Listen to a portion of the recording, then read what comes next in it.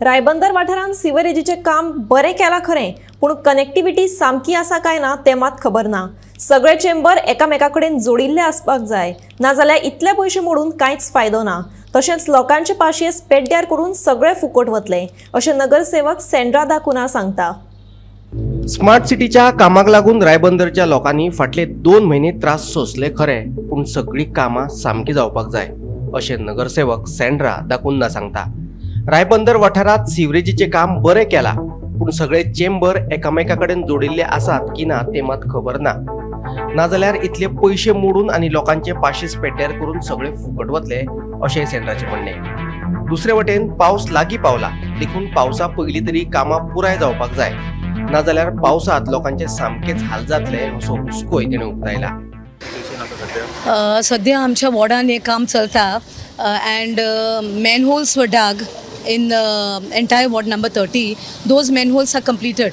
So right now the work what is going on is restoration of the roads.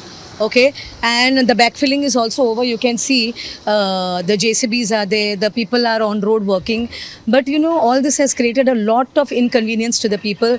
People have gone through a lot for the last few months, and I really feel bad because all this started right from the school days actually, where children were going to school.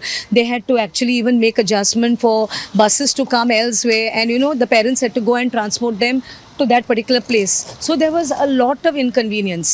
Though Smart City has been trying their best to do whatever they can, but the process is very slow. Yeah, it has really taken a long time, and people are the ones who are at the receiving end. There were people, like if one person was checked with the pass, there were other people, 10 other vehicles moving. So it was very difficult for them to handle at that point.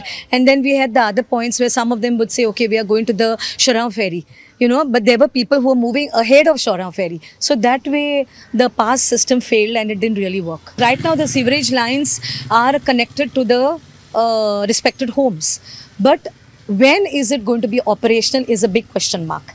Is it going to be happening soon, or is it going to take a long time? This is exactly what people are worried about. For putting people into so much of inconvenience for the last few months, is this project going to be a success, or is this just going to be, you know, an eyewash?